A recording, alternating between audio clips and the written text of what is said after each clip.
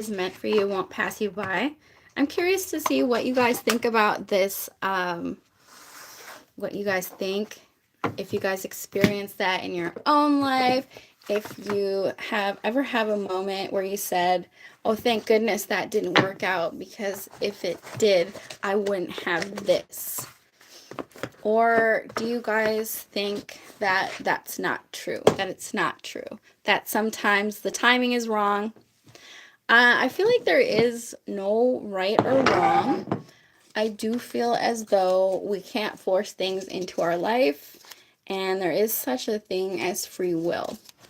And that is my biggest thing, especially with people who are going to say, you can manifest your SP, you can do a love spell. All of those things are completely toxic and horrendous for your fate, because what you're doing is you're trying to force something to happen, right? Um, if that person was meant to be in your life, you wouldn't need to do spell work. Maybe they're not meant to be in your life right now. Maybe if you manifest them into your life, it would be completely toxic. I know some people who have done spell work for people, and they don't always work, right? Because there is free will, but when they do, the person comes back completely obsessed with them, and it is incredibly toxic. What you're doing when you put that energy out there, it is desperation, but also it is destroying that person's life because you're kind of ruining fate for them.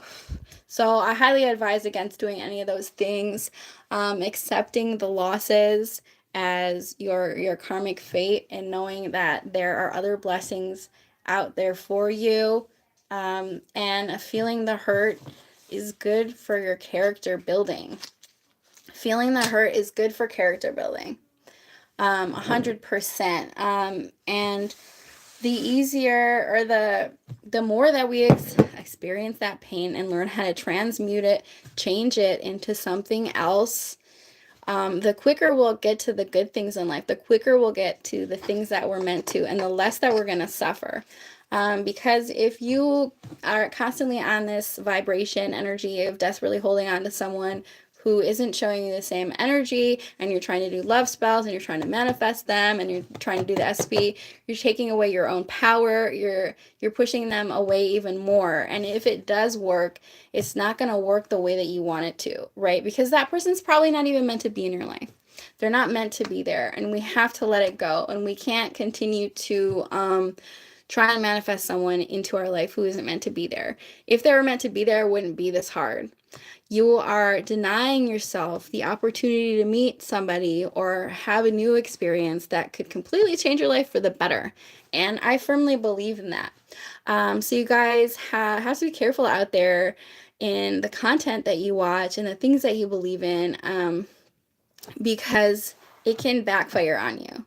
Okay, like I said before, I've known people who have done spell work for a particular person, and what they manifest isn't really that person. What they're manifesting is some zombie obsessed person, and it's going to be really toxic, and it's going to be really codependent. And in the end, you're not going to want them anymore because you've taken away their free will, and no self-respecting person wants to be with someone who kisses their feet all the time. It's not attractive. What's attractive is somebody who's independent. What's attractive is somebody who doesn't need somebody else's validation, right? And I think it's important to understand that. And I know that we say rejection is redirection. I think that's 100% true. Because, and if we accept rejection like that, if we learn to accept it, the quicker we'll get onto things, the quicker, we'll attract what we want, and the more desirable we'll be. If you are unbothered by rejection, whatever, like rejection from a job, rejection from any kind of rejection, heartbreak, it really is very attractive when you are unbothered by rejection. It's very attractive, and it's a very confident thing.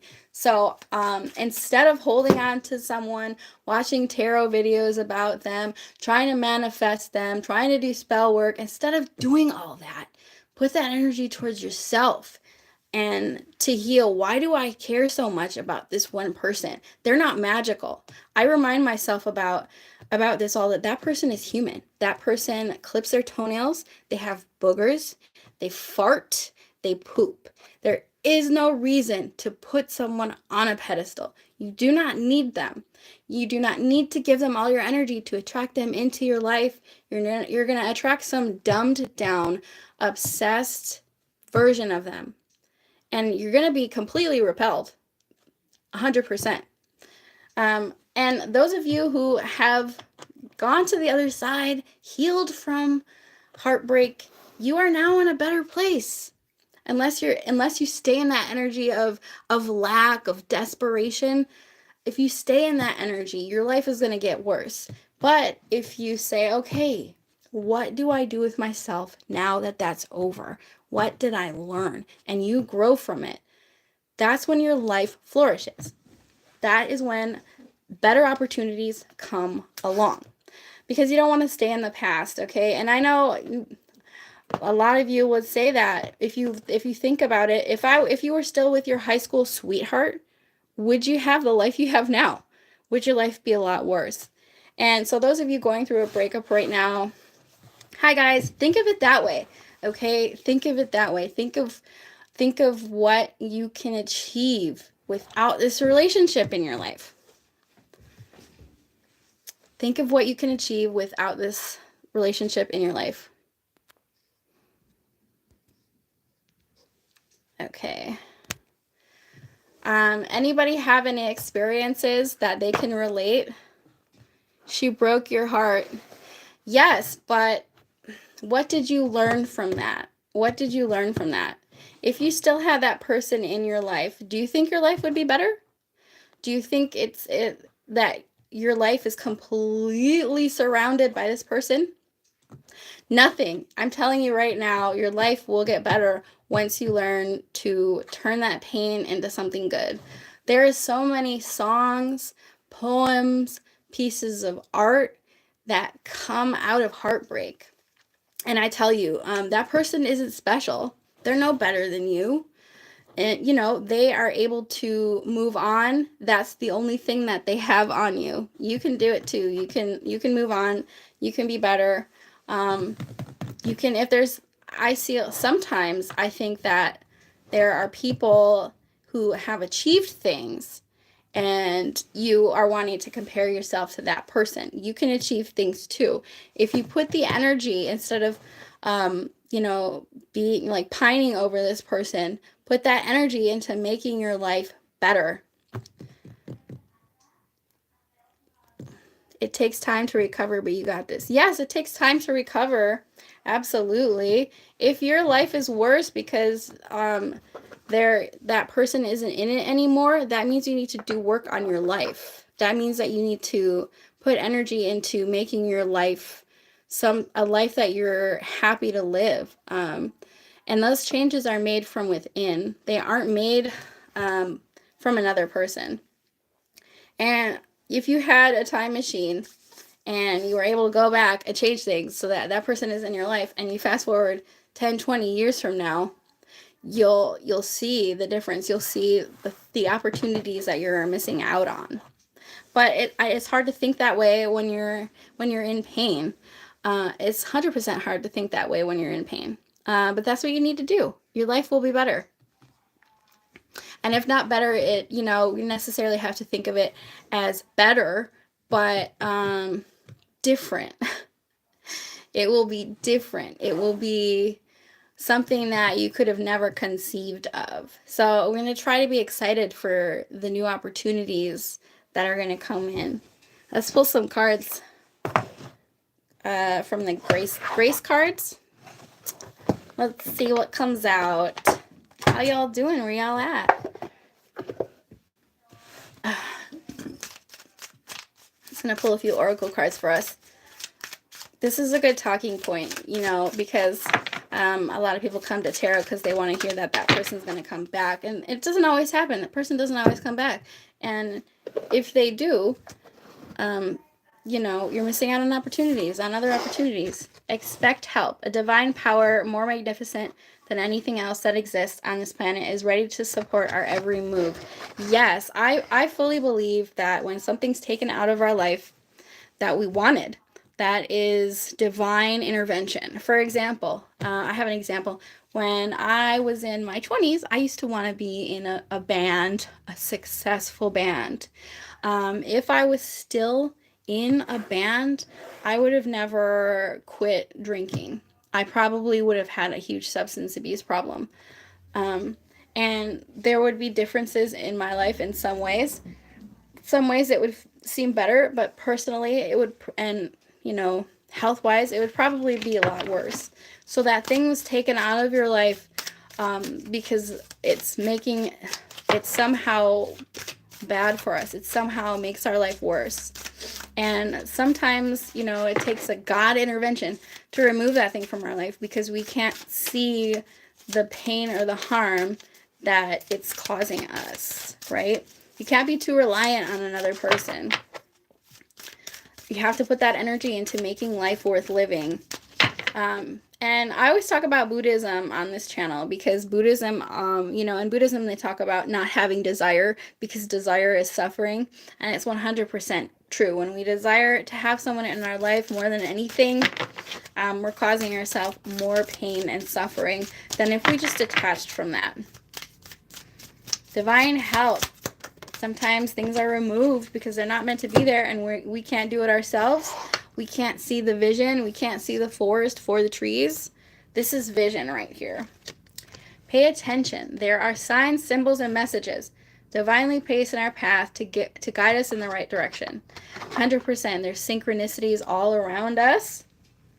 And the more we listen to that, the more we're able to feel less alone, feel like we're doing the right thing in our life, feel like things are going to change for the better because so the thing about life is that everything is impermanent.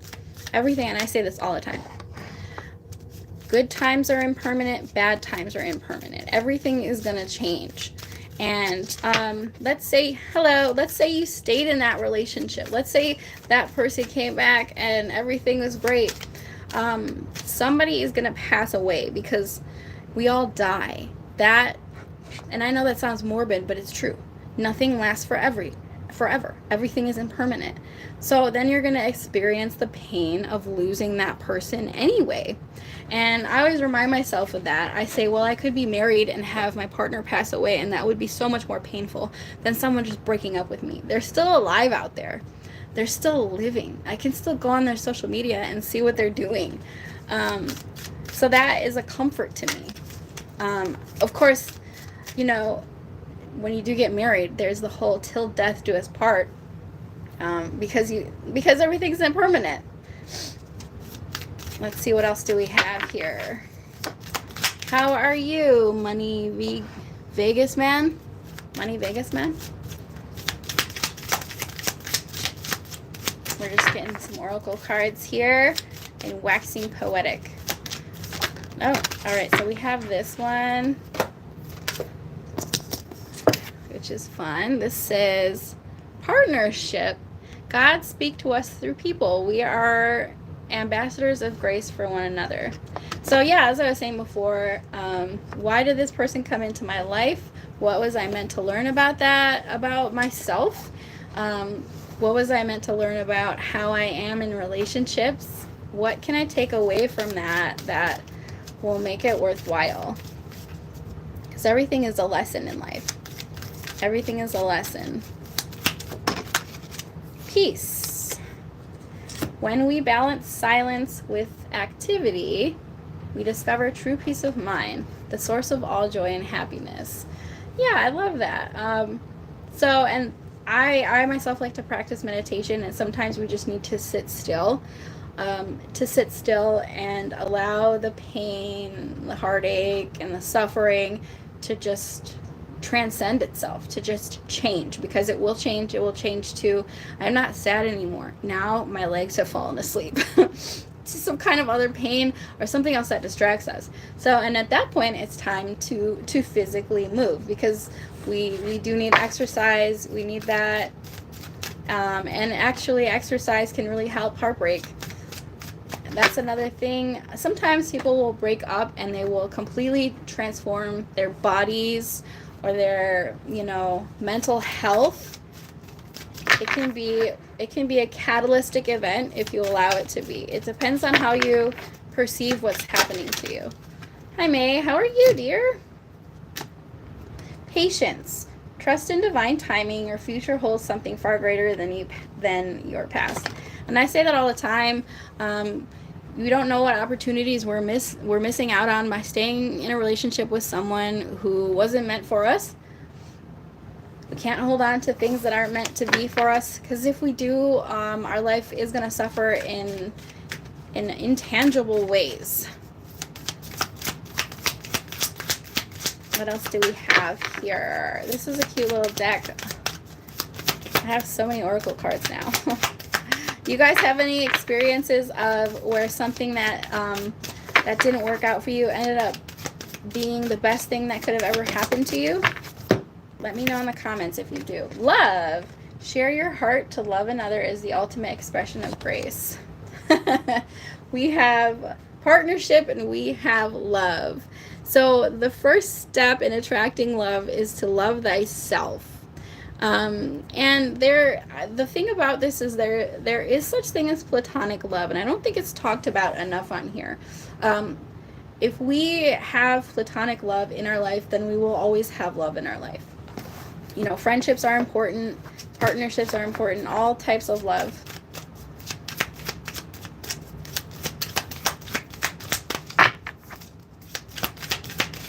Divine timing. Probably just going to pull a few more cards and we'll get on out of here. But if you're experiencing heartache right now, just know you're being redirected. Direction, see? Look for clues. Grace will lead us to the exact events and experience we need at precisely the right time. And I know that, like, if you were still with your high school sweetheart, you wouldn't have met the person that you're gonna meet. You wouldn't have taken that job. You wouldn't have done that thing, right? That's a comforting way of seeing it. Ooh, okay, we have a floor card. And connect. Find your center. When we stay connected to our spiritual love, the best and most advantageous path unfolds before us. Hello, what is going on in this reading? Oh, we are talking about how basically when something is removed from our life, that we are sometimes gifted better opportunities, right? That's basically that rejection is redirection. If something is meant to be in our life, it will be there without us having to bend over backwards or do anything special. Yeah. And we're just pulling some oracle cards. Awaken. Keep your eyes open. When we decide to live a more conscious life, we see signs of grace everywhere. And I talk about this all the time. I talk about being awakening your subconscious instead of walking around in a zombie state.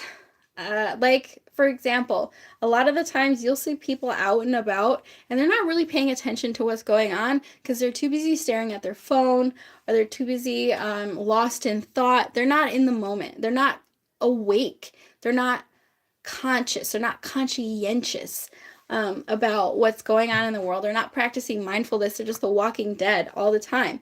And so what does it look like to be awake, to be conscious, to be aware of what's going on, and to be mindfulness? What does that look like, and what does that lead to?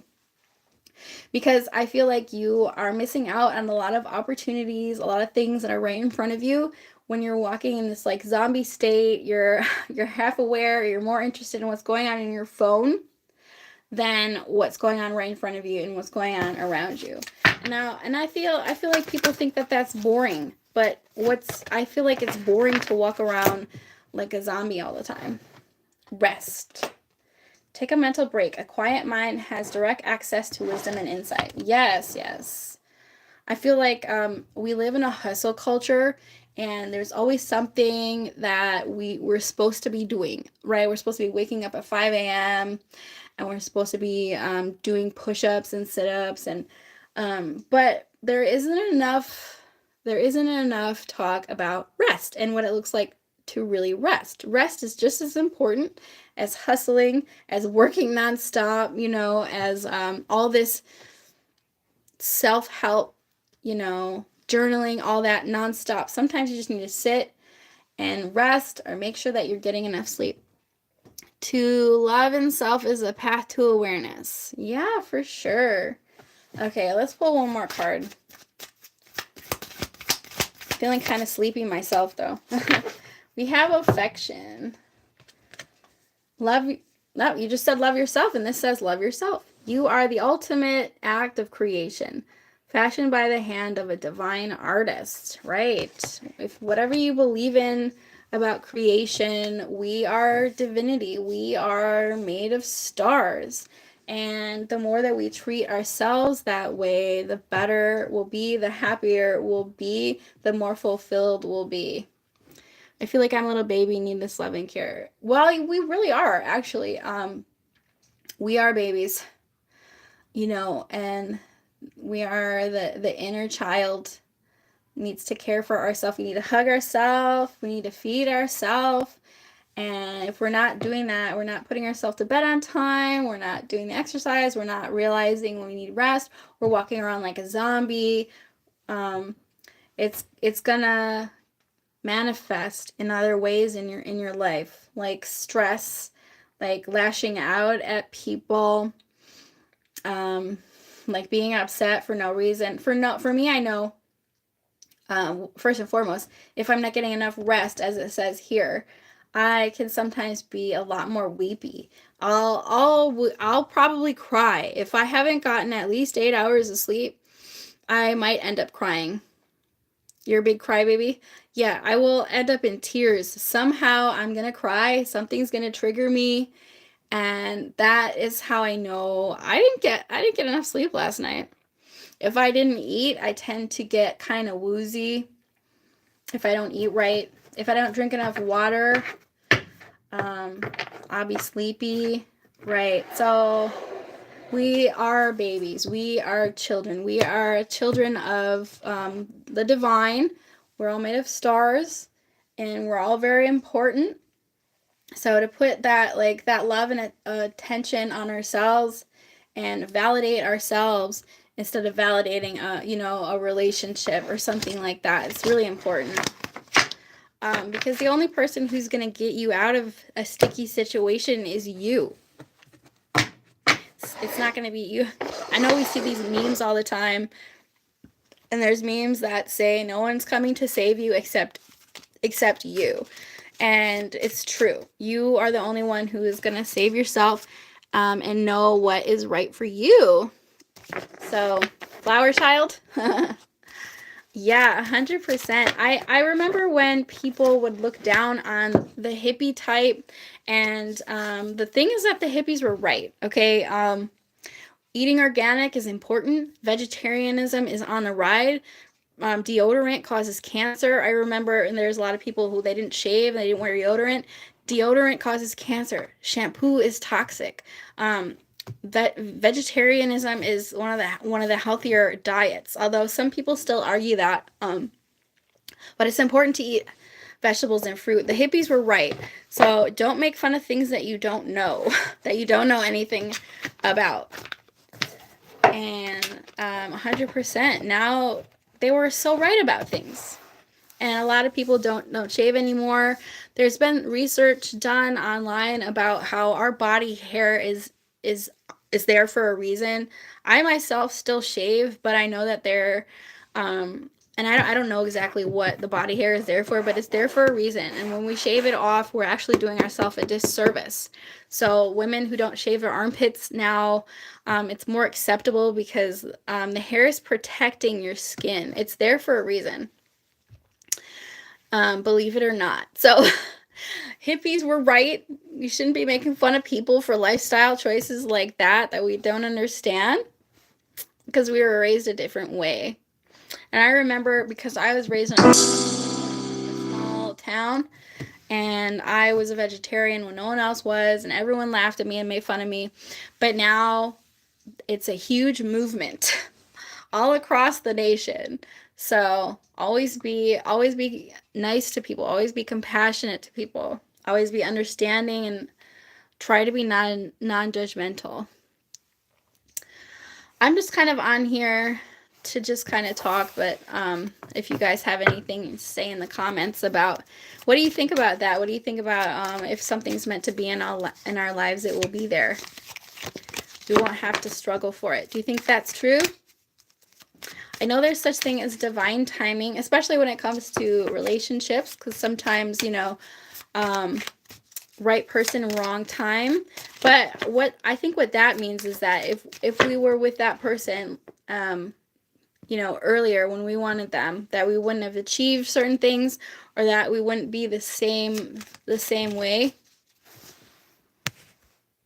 Oh, you don't think that's true? Oh, you think that is true? Okay. Yeah.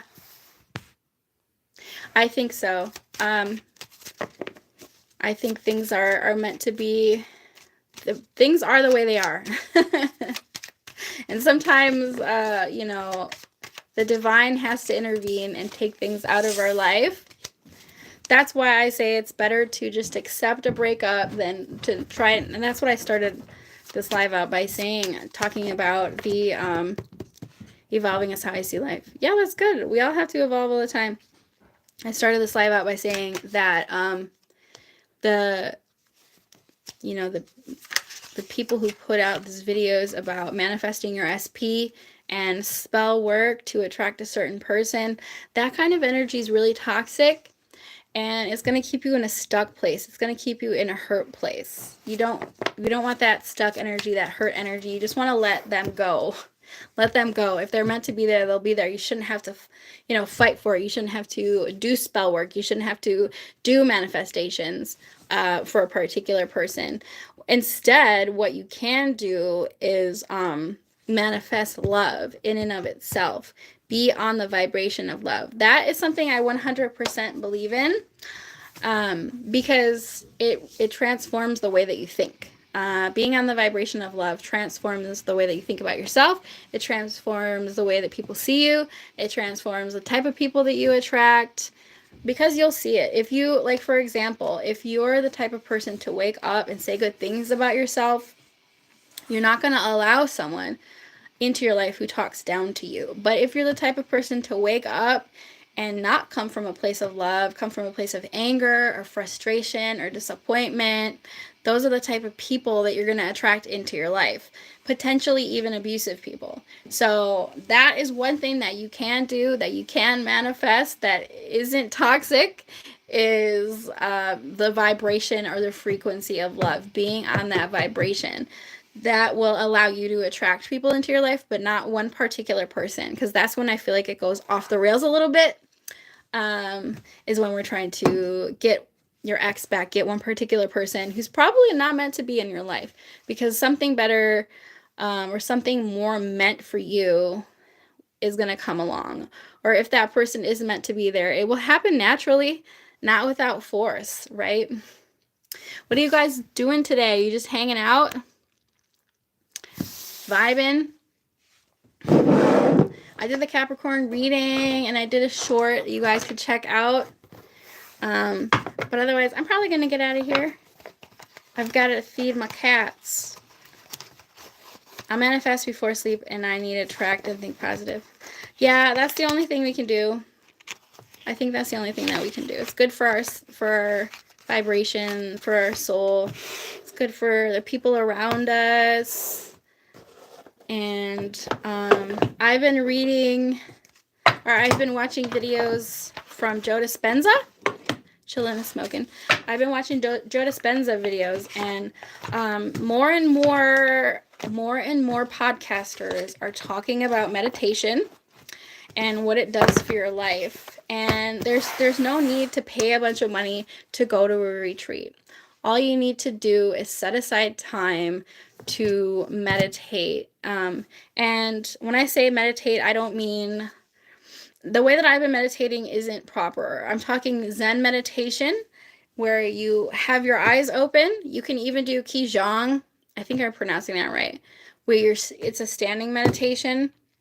So you have to keep your eyes open, and you have to be still and keep your eyes open, and do that for 10 to 20 minutes every day, and then increase the time more and more if you can. And it will make a huge difference on your life, because you're not going to be bombarded by all these thoughts in your head. You'll be less reactive and more mindful, more aware of yourself and how you feel. So yeah, all these coaches are now just talking about Buddhism and meditation. So I highly recommend you guys try it. Meditation is still wondering to me. I highly recommend you guys try it, that you guys do it. You can do Heart Sutra meditation. There's all different kinds that you can listen to, but the best way is to just sit in silence with your eyes slightly open, and sitting up or standing up is really the best way. I'm still working on it because it's not easy. It's not easy to not be reactive, because the other part is the loving kindness and compassion, and to not be reactive to people. Let's say somebody's all up in your grill and they're mad at you, or they did something to you. That is when your meditation practice really comes in, because your meditation practice will tell you to be compassionate to that person who's being volatile to you. And it's really hard to do, but it changes your life. Okay, you guys, I'm going to get on out of here. I was just endlessly rambling about different topics. So anyway, I hope that this helped you in some type of way, shape, or form. I'll see y'all tomorrow. Bye.